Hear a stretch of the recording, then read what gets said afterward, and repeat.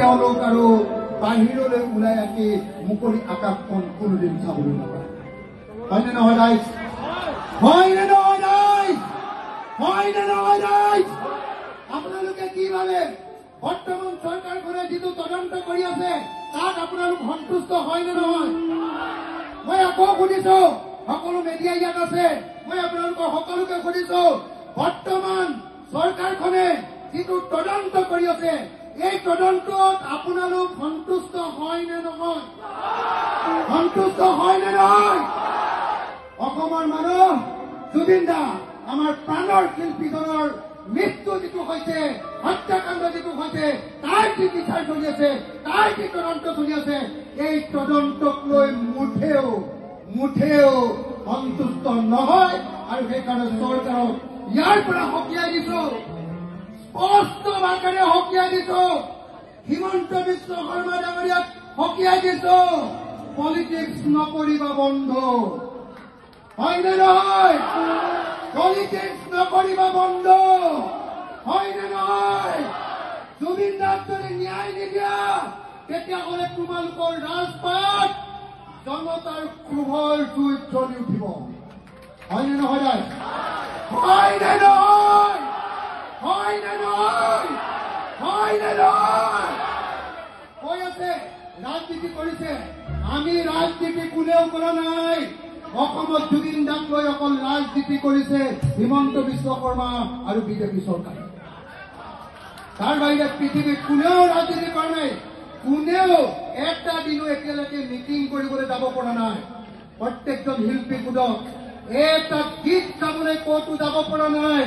প্ৰত্যেকজন শিল্পী গোটক তেওঁলোকৰ জীৱিকা গীত গোৱা, কিন্তু তেওঁলোকে যোৱা এমাহ ধৰি এটা গীত গাই 1 টকা ইনকাম কৰিব পৰা নাই, কাৰণ তেওঁলোকৰ প্ৰিয় গুৰুজনৰ মৃত্যু ঘটিছে। তাৰ পাছত অসমৰ মুখ্যমন্ত্ৰীয়ে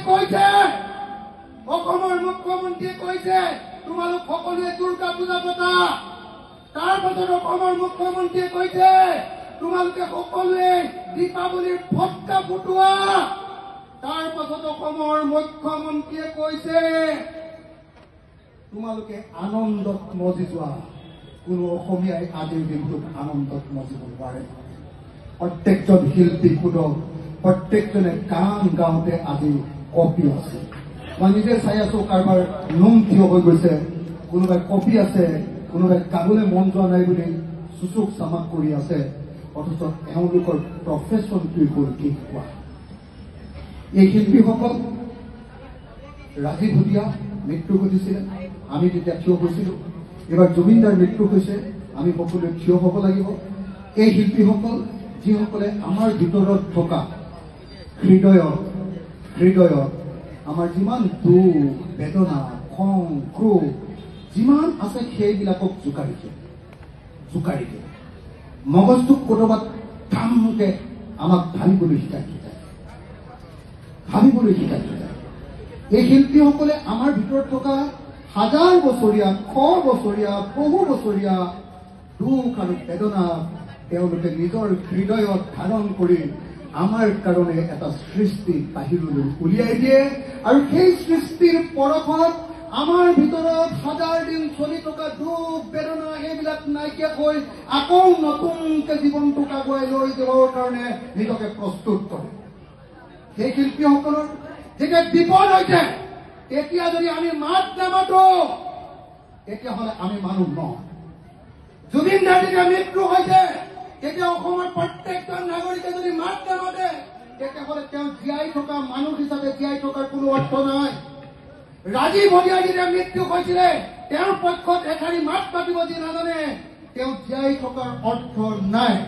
মই আমাৰ আজিৰ ইয়াত অনুষ্ঠানত উপস্থিত থকা প্ৰত্যেকজন উদ্যোক্তাৰ কৈ গেৰাণ্টি দি এটা কথা কৈছো যে আমি ইয়াত কোনো পধ্যে ৰাজনীতিৰ অনুষ্ঠান কৰা নাই। আমি সকলোৱে মিলি এটাই কথা ক'ব খুজিছো, আমি জুবিন দাৰ লগত আছিলো, জুবিন দাৰ লগত আছো, জুবিন দাৰ লগত থাকিম। আৰু যেতিয়ালৈকে ন্যায় নাপাব চব বহি যাব, কিন্তু আমি সংগ্ৰামত চপিয়াই মৰিম। আমাৰ প্ৰত্যেকজন শিল্পীক কথা দি পঠিয়াইছো, চবকে ৰাকেশ ৰিয়ানৰ পৰা দেৱাদিত্যৰ পৰা পাপৰিৰ পৰা ইয়াত উপস্থিত থকা প্ৰত্যেকজন শিল্পীক আমি কথা দি পঠিয়াইছো আমি আপোনালোকৰ বিপদৰ সময়ত থাকিম নে নাই ৰাইজ শিল্পীসকলৰ বিপদৰ সময়ত থাকিম নে নাই মোৰতো এনেকুৱা মন গৈ আছে যদি কোনোবাই উদ্যোগ লয় মোৰ লাগি থাকিবলৈ সময় নাথাকে মই ভাবো জুবিন দাৰ নামত জুবিন দাই বহুতক সহায় কৰিছিলে জুবিন দাৰ নামত আমাৰ দুৰ্গত শিল্পীসকলৰ কাৰণে এটা ফাণ্ড কৰা হওক আৰু মই আমাৰ ৰাইজৰ দলৰ হৈ সেই ফাণ্ডটোলৈ প্ৰথমতে 5 লাখ টকাৰ এখন চেক প্ৰথমতে আগবঢ়াম আৰু মই সকলোকে অনুৰোধ জনাম যে জুবিন দা মানে শিল্পী সাহায্য নিয়াত জাতীয় এনেকুৱা এটা ফাণ্ড কৰক শিল্পীসকলৰ কাৰণে আমাৰ ৰাইজৰ দলৰ পৰা আমি 5 লাখ টকাৰ এখন চেক দিম আৰু মই বহুত মানুহৰ পৰা তেনেকে তুলি দিম সকলোকে কম তেওঁলোকক একদম লিগেলি তাক দিবৰ কাৰণে আমি 1 কোটি 2 কোটি মান টকা যদি তুলিব পাৰো মই পাৰিম আপোনালোকে যদি ভাবে কোনোবা শিল্পীয়ে যদি অকণমান লৈ দিয়ে মই খালি লাগি থাকিবলৈ সময় নাই মই কামটোহে কৰি দিব পাৰিম মই পইচাখিনিয়ে তুলি দিব পাৰিম চেকখিনিয়ে তুলি দিব পাৰিম যদি কোনোবাই অকণমান ক্ষেত্ৰত থাকে তেতিয়াহ'লে দুৰ্গত শিল্পীসকলৰ কাৰণে আমি এটা পুঁজি কৰি ল'ম ভাল পাম বহুত কষ্টত ধন্যবাদ বহুত কষ্টত শিল্পীসকল চলে মই এতিয়া সুৰেখা চেত্ৰীক তেখেতৰ